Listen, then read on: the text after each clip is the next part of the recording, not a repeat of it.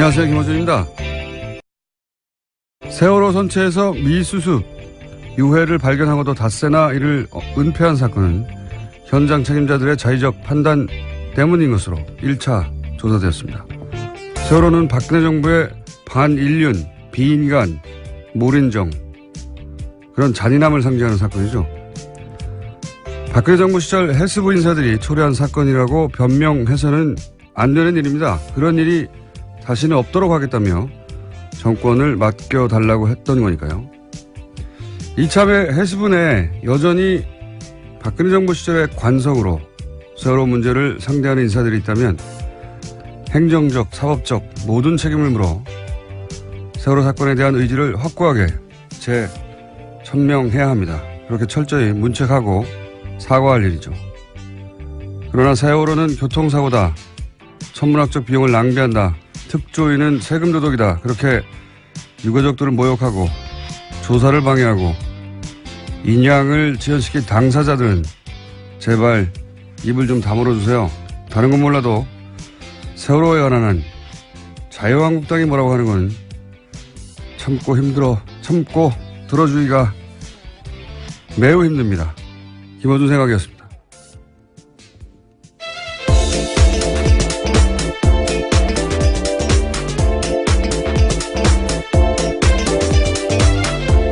시사인의 김은지입니다. 네. 세월호 관해서 헬스부 내에 그런 인사들이 그렇게 했다면 자유한국당은 좋아해야 되는 거 아닙니까? 과거에 그렇게 지연시키고 막고 했던 양반들이니까. 예. 네, 그런데 어제 총 공격을 했는데요. 베트남에 있는 홍준표 대표 같은 경우에도 관련해서 유골 은폐 5일이면 얼마나 중체대한 범죄냐라는 글까지 남겼습니다. 분위기 파악이 잘 안 되는 것 같아요. 본인도 했더니 일반 국민들에게 어떻게 받아들여지는지. 민가족들도 입을 좀 다물라고. 네, 페이스북에다 각각 썼는데요. 유경근 씨 같은 경우에는 자신의 페이스북에다가 자유한국당은 그 더러운 입에 세월호의 세자도 담지 말라라는 이야기까지 썼습니다. 몇 년간, 자신들이 한 일이 뭔지 잘 모르는 건지, 모르는 척 하는 건지, 모르는 척 하는 거겠죠. 예. 이건 공감대를 전혀 형성할 수 없는 발언이라, 말을 하면 할수록, 욕을 먹게 돼 있습니다. 자, 첫 번째 뉴스는요? 네, 어제 김관진 전 장관이 풀려났다라는 소식 전해드렸는데요. 이와 관련된 후폭풍이 큽니다. 이명박 전 대통령을 향해 가던 댓글 수사에도 차질이 불가피해졌다라는 전망이 나오고 있는데요. 한겨레신문에 따르면 검찰 조사 때 김관진 전 장관 같은 경우에는요. 이 사건이 제가 된다면 모두 자신의 책임이라고 이야기했다고 합니다. 그런데 구속 적부심 심사에서는 180도 달라진 태도를 보였다라고 하는데요. 김 전 장관은 사이버 심리전을 지시했을 뿐 정치관여 댓글 작성 등을 지시한 사실이 없다라고 발뺌했다고 합니다. 제가 왜 2주 전부터 조중동이 왜 김관진 참군인 기사 쓰냐고 내내 몇 번이나 하루 이틀도 아니고 똑같은 논리로 돌아가면서 매체가 계속 기사를 쓰고 있다고. 이거 어디서 그렇게 쓰라고 한 거 아니냐고 몇 번이나 얘기했지 않습니까? 네. 그런 이유가 있어요. 구속 적부심 청구를 했고, 그것도 굉장히 이례적인 일인데. 그런데 그 이후부터 계속 그런 기사를 쓰거든요. 그래서, 누군가, 근데 이상했던 건 그런 기사 쓴다고 석방되는 게 아니에요. 예. 석방되기 불가능하다. 법조인들도 다 그렇게 전망했고. 그런데 다만 누군가 김관진 석방을 엄청나게 원하는구나. 예. 그래서 조중동 어디 모여서 같이 의논하냐고 계속 제가 얘기를 한 건데, 저는 반성합니다. 왜 반성하냐면, 그래도 설마 구속 적부심을 통해 석방이 되겠는가. 예.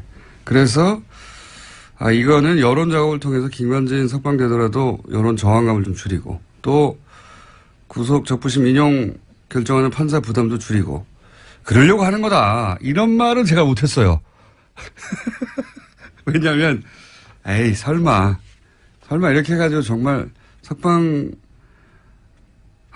정치 작업일까 여론 작업일까 역시 저쪽 분들을 상대할 때는 설마라고 생각하면 안 된다. 반성한다. 예, 어제 법원 판단 내용에 대해서 좀 나왔는데 한겨레 신문을 보면 법원에서는 증거인멸 조사를 앞두고 증거인멸 가능성에 대해서도 이렇게 이야기했는데요.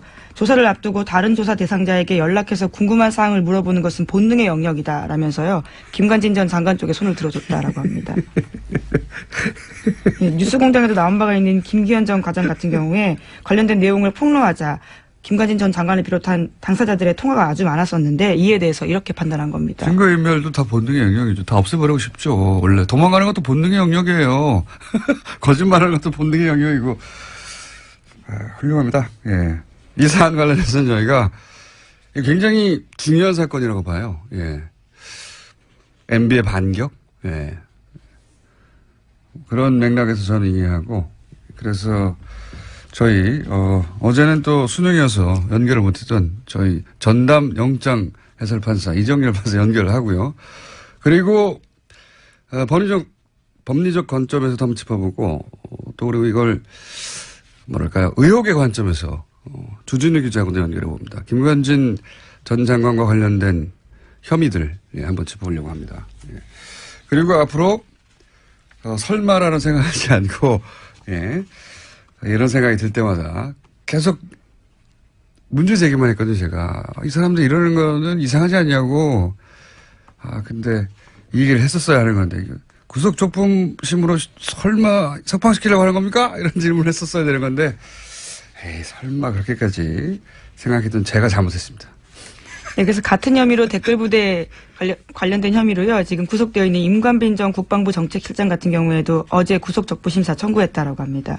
그래서 오늘 같은 형사합의 51부에서 심리를 열고 구속이 합당한지 판단해서 석방 여부를 결정한다고 합니다. 이 논리 제공도 지금 조중동에서 열심히 하고 있어요. 김관진 전 장관은 부하들 구속돼 있는데 어떻게 적부심 신청하냐고 막 거절했다고 개뻥을 치고 있어요. 네, 그런 보도들이 일부 나왔습니다. 네, 그렇게 뻥을 치고 겨우 설득했다는 취지 이야기인데요. 겨우 석방돼서 나가라 이걸 통해서 본인이 싫다고 그런 걸 겨우 설득했다는 겁니다. 부하들이 있는데 내가 어떻게 나가냐고. 그리고 또 곧이어서 이 부하가 이제 또 신청하는 거죠. 예. 아주 잘들 놀고 있어요. 제가 그 똑같은 주제로 대여섯 번을 계속 거론했던 이유가 이거였는데, 설마 이럴 줄은 몰랐습니다. 네, 또 이명박 전 대통령 쪽 입장도 나왔는데요. 채널A를 통해서 보면 사필 기정이란 반응이라는 건데요. 한 측근은 이렇게 말합니다. 예상한 대로 석방됐다면서 검찰이 정신을 차려야 한다라고 이야기했다고 합니다. 이게 MB 측에서 즉각 나온 반응이에요. 사필 기정. 누가 사필 기정이라는 건지. 이건 굉장히 중요한 사건이라고 봅니다. 저는. 이렇게도 빠져나갈 수가 있구나. 다시 구속영장 치기가 어렵거든요. 그 사안은 이정열 전 판사님 얘기하겠지만. 그럼 왜 김관진을 이렇게까지 석방시키려고 노력하는가, 조중동은. 사실은 기사 쓴다고 석방 안 돼요. 생각해 보십시오. 구속되기 전에 그런 기사가 쏟아졌으면 모르겠는데, 구속된 후에 쏟아졌거든요.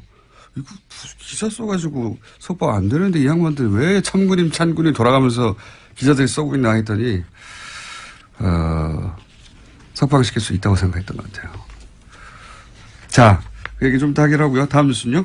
네, 세월호에서 유해가 발견된 건 지난 17일 오전이었습니다. 세월호 미수습자 가족들이 18일 연결식을 시작해서요. 20일 날 오전 발인을 끝냈는데요. 하지만 김영춘 장관한테 유해 발견 사실은 20일에 보고됐다라고 합니다.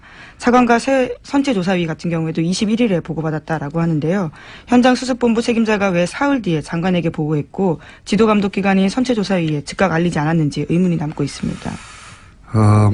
정한한 사정들은, 그 내부적으로 해결할 일이고, 저는 한편으로 잘 됐다 싶은 게, 그동안 인양 지연 혹은 조사방해,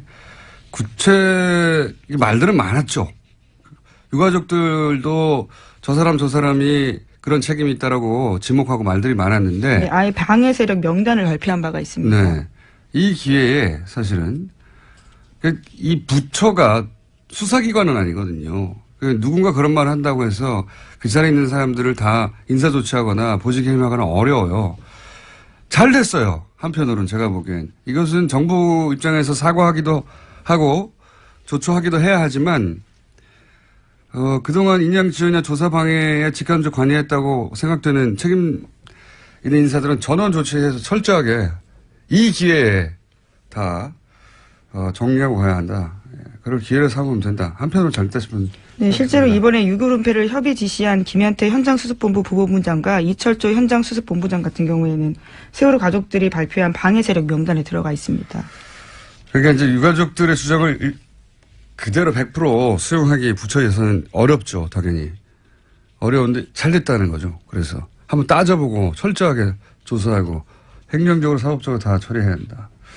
잘 됐다고 봅니다, 저는. 자, 벌써 시간이 곧이어 이정열, 주진우 두 양반이 지금 눈을 시퍼렇게 뜨고 지금. 네, 이제 두 가지 이슈를 했는데요. 네, 빨리 제목만 한번 빨리 정리해볼까요? 예. 예, 어제 SBS가 관련해서 세월호 또 보도를 했는데요. 특검이 박근혜 전 대통령의 리프팅 같은 성형 시술을 최소 5차례 받았다라고 특정했고 청와대 안에 별도 시술 공간이 있었다는 점도 확인했다고 합니다. 뭐 많이 했더라고요. SBS가 이거 제대로 잡아서 계속 하고 들어가고 있는데 뭐 성형시술도 5번, 뭐 리프팅도 5번, 주사 네, 필러 시술도, 리프팅 시술 다양한 5번. 시술이 나오고 있습니다. 이게 다 대부분 세월호 전후 직후부터 일어난 일들입니다. 엄청 수술도 많이 했네요. 정말. 하여튼 그렇게 검찰은 파악을 했다. 예, 한두 번 했다는 게 아닙니다.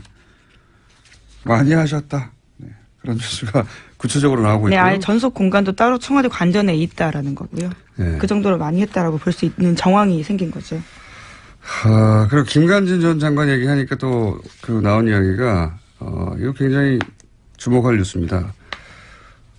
국군 장교 정신교육을 하는데 그 돈을 정경련에 줬다는 거죠. 예. 네, 그렇습니다. 2012년에는 1억 2천 정도, 2013년에는 1억 6천만 원 정도 들었고 비용의 80% 정도를 정경련이 부담했다고. 이거 굉장히 중요한 뉴스입니다. 생각해 보시면 군 교육을 하는데 왜 재벌들이 돈을 냅니까? 상상할 수 없는 일이에요. 액수의 문제가 아니라 뭐 합쳐서 한 3억 가까이 군이 교육을 하는데 재벌이 돈을 냈다는 겁니다. 이게 말이 됩니까? 심지어 이 교육에서는 굉장히 야당 이꼴 종북이라는 정신교육을 했다라고 하는 건데요. 그 참여했던 예비역 정훈장교 말에 따르면 당시에 왔던 국정원에 쏜 외부 강사들이 문재인 후보 당선되면 종북 세력이 국가를 전복할 거다라는 내용도 있고요. 거기에 재벌들이 돈을 대요. 예, 여기서 낙곰수는 나쁜 놈들이라는 교육도 했습니다. 예, 기존 가치의 질서를 붕괴시키고 있다라고 쓰여 있다고 합니다. 한겨레 신문이 보도했습니다. 네. 전 붕괴 세력이었고요. 여하간 내용을 떠나서 장교들을 교육하는데 그럴 필요성이 있다. 거기서 종북 교육을 했다 어쩌고 다 떠나서 필요성이 있다. 그럼 군에서 비용을 대야죠. 이거 왜 재벌이 되냐고요. 상상하기 힘든 사건인데 저는 이거 파봐야 된다고 봅니다. 예, 이거 큰 덩어리가 나올 수 있다. 자, 이제 시간이 다 됐고요. 정말 자국만 읊어주시면. 예, 오늘 아침 경향신문이 보도한 내용인데 한상률 전 국세청장이 김대중 전 대통령의 비자금도 캐려고 했다라고 합니다. 왜 안 그랬겠어요? 왜? 예. 그리고요. 네, 그리고 검찰이 경찰의 국정원 대선 댓글 은폐를 재수사하기 시작했습니다. 어제 관련해서 압수수색이 있었습니다. 이게 이제 김관진, 김용판 쌍둥이 사건이라고. 네, 원세훈 전 원장까지 해서요. 예. 네. 아니 이 두 김용판 전 청장과 지금 김관진 전 장관은 검찰 수사의 관점에서 쌍둥이 사건이에요. 왜 쌍둥이 사건인지는 주진우 기자하고 잠시 후에. 그게 왜 쌍둥이냐? 굉장히 재밌습니다. 쌍둥이 사건이고. 자, 또 있습니까? 네. 어제 국민의당 안철수 대표와 바른정당 유승민 대표가 한자리에 모여서 통합 논의에 시동을 걸었는데요. 국민의당이 자체 조사에서 두 정당이 통합하면 19%로 더불어민주당에 이어서 지지율 2위에 오른다 여론조사 결과 발표했습니다. 실제로 그럴 수도 있고, 자체 조사는 원하는 결과를 만들어서 발표할 때도 있긴 하죠. 근데 진짜 재밌는 건 이 조사에서 그렇다면 야권을 대표하는 인물은 누굽니까? 하고 물었더니 유승민 대표가 1위가 나왔고, 그 다음에 홍준표 대표고, 이 조사를 한 안철수 대표는 3위를 해야 되는 거. 재밌는 결과였습니다. 자, 오늘 여기까지 하고요. 뒤가 길어지기 때문에 인사 여기서 해야 되겠습니다. 예, 감사합니다. 시사인 김은지였습니다. 감사합니다. 네. 바로 이어가겠습니다. 김관진 전 장관 측의 청구로 이루어진 구속적부심 심사 인용됐죠. 예, 그래서 석방이 됐습니다. 어제 아침 연결을 못해서, 저희 메인 영장실질심사 전문 해설 이정재 절판사 연결해 보겠습니다. 안녕하십니까? 아니, 공장장님 그러지 마세요. 부담스러워요. 네. 어차피 뭐 한 번밖에 없기 때문에 메인이라고 해봐야. 예. 자, 일단 이 영장 판사도 해보신 분이고 판사 생활 부장판사 하셨던 분으로서 자, 이렇게 법원이 특별히 변화된 게 없는데 네. 예를 들어서 질병이 났다든가 아니면 뭐 합의를 했다든가 또는 뭐 네. 기타 새로운 증거가 나온 게 없는데 그대로인데 이렇게 구속적부심 심사에서 인용되는 경우가 얼마나 있습니까? 거의 없죠. 거의 없다고 봐도 무방할 정도로. 그러니까 네. 예전에는 좀 있긴 했어요. 이게 이제 그 사례가 법원 구조 문제인데 예전에는 그러니까 제가 영장 전담 판사를 할 때만 해도 이제 평판사들, 단독 판사들 그런 급에서 했었거든요. 예. 영장 전담을요. 그런데 이제 적부심은 합의부에서 해요. 그러니까 부장판사가 있는 거죠, 거기에. 네네. 아무래도 급수가 이제 부장판사가 높잖아요. 예. 평판사보다. 그러니까 단독 판사가 본 거를 이제 부장판사급에서 볼 때, 뭐 잘못됐을 수도 있다 해가지고 바꾸는 경우가 왕왕 있긴 했어요. 근데 과거에는, 예. 근데 과거엔 그랬는데 이제 검찰에서 평판사들이 하는 건 너무 좀 어리지 않냐, 판사급이 낮지 않냐 해가지고 지속적으로 이의 제기를 해서 요새는 거의 부장급에서 하거든요. 네. 그러니까 영장을 발부하는 사람하고 그다음에 그거를 나중에 이게 맞냐 틀리냐를 담당하는 적부심 담당 재판부도 다 지방법원 부장급인 거예요. 그렇군요. 그러니까 비슷비슷한 사람들끼리 하는데 네. 뭐 아까 이제 공장장님 말씀하신 사정 변경도 없는데 이게 틀렸다라고 하기는 상당히 부담스럽잖아요. 그렇죠. 그러니까 이제 그런 이후에 그렇게 구조가 바뀐 이후에는 대체로 영장 발부 당시까지의 사정은 보지 말고 이후 거만 보자라는 쪽으로 공감대가 형성이 됐었어요. 그렇군요. 그러니까 이제 뭐 아까 공장장님 말씀하신 대로 합의가 되거나 뭐 새로운 증거가 나오거나 하는 그런 정도 아니면은 적부심에서 이게 석방 명령이 나오는 게 거의 드물었죠. 그래서 변호사님들도 그걸 아니까 어차피 해도 안 되는 거 네. 뭐하러 신청하냐 이런 형태였었고 그래서 신청하는 건수도 많지 않았고 받아들여지는 건수도 그렇게 많지가 않아요 요새는. 그렇다고 하더라고요. 예. 근데 네. 이런 상황에서 결국은 이제 인용이 됐어요. 예. 그래서 네. 모두들 안 될 거라고. 예. 모두들 될 리가 없다고 하는 상황이 돼버렸습니다. 네. 여기서 경험자로서, 네. 또 과거 내부자로서 정말 이상한 점들만 좀 정리해 주십시오. 공장장님 저 뭐 어차피 시간이 부족하니까. 네. 항상 부족해하는 인생이었지 않습니까, 우리가? 핵심 요약을 해 주십시오. 법리적으로 말씀드려요? 이상한 걸 말씀드려요? 이상한 걸 말씀해 주십시오. 알겠습니다. 네, 이상한 걸 중심으로. 이상한 거? 일단, 지금, 서울중앙지법 같은 경우에는 아까 말씀드린 대로 이제 적부심하는 담당자하고 네. 영장 전담하고 급이 비슷하다 그랬잖아요. 네네. 근데 중앙지법 여기는 좀 구조가 특이해가지고, 예. 형사수석부에서 이제 적부심을 담당을 하는데 이 형사수석 부장이 지방법원 부장판사가 아니고 고등법원 부장판사예요. 예. 급이 높아요. 여기는 높다. 예, 높아요. 그런데 이 중앙지방법원 형사수석부장 자리가 어느 자리냐면 그 영장 전담 같은 경우에는 일단 발령만 그 법원으로 내고 실제 그 안에서 어떤 업무를 담당할지는 그 법원장이 정하는 거거든요. 어허. 예, 그런데 다만 이제 우리가 알고 있는 거는 서울중앙지법쯤 되면은 워낙 이제 큰 사건들이 많이 가니까 대법원장 의중에 있는 사람이 간다. 예. 사실상 알고 있는 거지 법적으로는 그래요. 예. 근데 이 형사수석부장 자리는 아예 대법원장이 찍어서 발령을 내는 자리예요. 그럼 양승태 대법관이 이전에 찍어서 발령했던 분이다? 그렇죠. 이건 뭐 법적으로 그렇게 돼 있는 거니까. 예, 예. 근데 지금 이제 서울중앙지법 형사수석부장인 신광열 부장이 올해 2월 달에 예. 형사수석부장이 되거든요. 예. 예, 이 형사수석부장 자리가 정말 얼마나 막중한 자리냐면은 이 자리를 거쳐간 사람들이 대체로 법원 행정처를 거쳤다가 대법관이 돼요. 뭐 예를 들어서 전에 그 법관 블랙리스트 얘기 나왔을 때 주범이라고 지목됐던 임종원 법원행정처 차장도 이 서울중앙지법 형사수석부장을 거쳤거든요. 대단한 요직이다. 예, 그렇죠. 그러니까 사실 초반에 공장장님께서 반성한다고 하셨는데 저도 진짜 반성하고 드릴 말씀이 없는 게 이분을 너무 신경을 안 썼던 것 같아요.